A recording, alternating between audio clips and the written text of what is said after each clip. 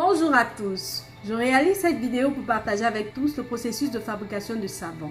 Depuis 6 mois, je fabrique mon propre savon à base d'ingrédients de mon choix.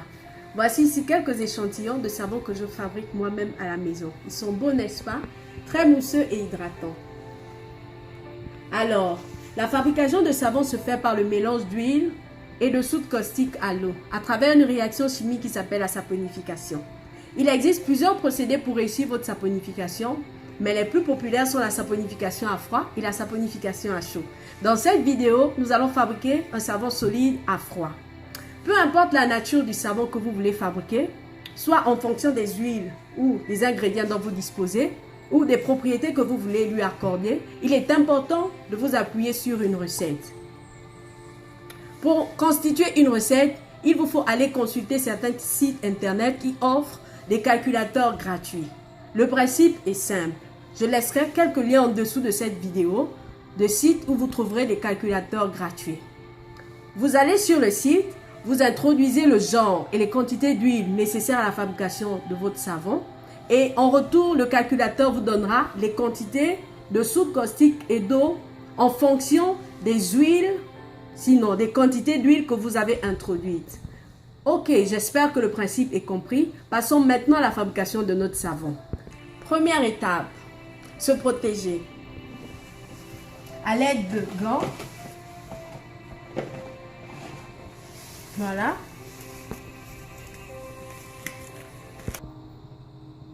Voilà, j'ai mon équipement de sécurité. J'ai des gants, des lunettes de sécurité et un masque à gaz. Deuxième étape, peser les ingrédients. Pour cette recette, nous avons besoin de 241 g d'eau, de 119 g de soude caustique, de 426 g d'huile d'olive, de 256 g d'huile de noix de coco, de 85 g d'huile de ricin et de 85 g d'amandes douces. Alors, pour raccourcir le temps de notre vidéo, nous avons pesé d'avance les ingrédients. Vous verrez ici toutes les huiles mélangées, voilà. Et dans ce récipient, nous avons notre mélange d'eau à la soude caustique. Arrêtons-nous un tout petit peu sur le mélange d'eau à la soude caustique. Il est important de savoir que le mélange d'eau à la soude caustique se fait en versant la soude caustique dans de l'eau et non pas en faisant l'inverse. En faisant l'inverse, vous risquez de créer une explosion et de laisser dissiper un gaz toxique pour la santé.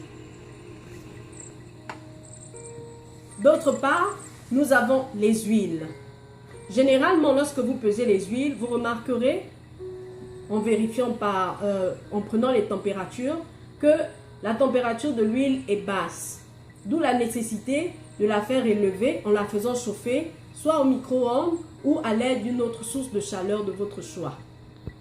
L'objectif est de relever la température de l'huile et de laisser reposer la solution à la soude caustique en vue de baisser sa température.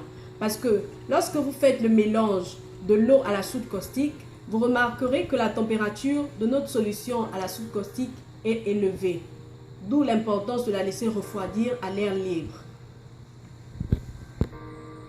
Je tiens à rappeler que pour réussir la saponification, il est important que la température de l'huile et la température de la soude caustique soient égales ou avoisinantes à 55 degrés Celsius. Puisque nous avons déjà fait chauffer notre huile pour élever la température et laisser reposer notre solution à la soude caustique, nous allons maintenant prendre les températures.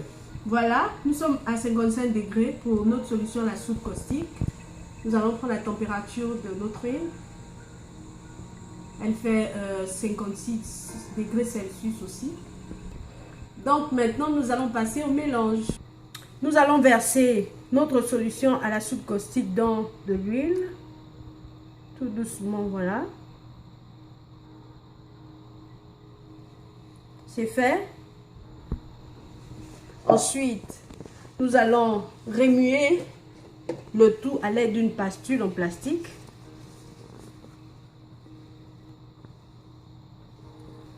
Maintenant, nous allons utiliser notre mixeur et veiller à ce que, en mixant, nous arrivions à une solution assez pâteuse.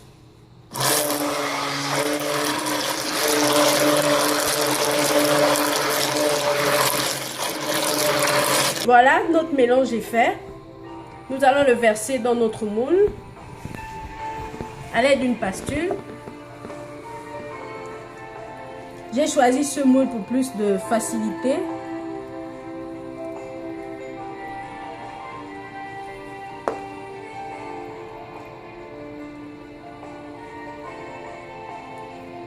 Voilà. Notre savon est dans le moule. Nous l'avons un tout petit peu raclé. Nous allons maintenant le tapoter.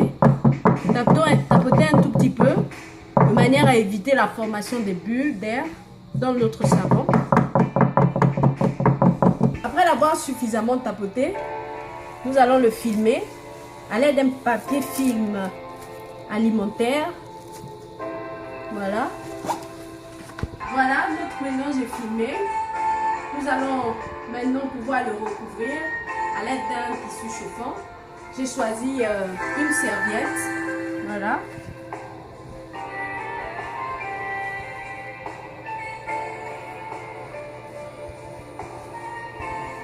Donc maintenant que notre savon est couvert, nous allons le laisser reposer pendant 24 à 48 heures avec pour objectif de laisser la saponification s'effectuer. Voilà. Et ensuite, nous reviendrons pour le démouler et le laisser curer pendant 4 à 6 semaines.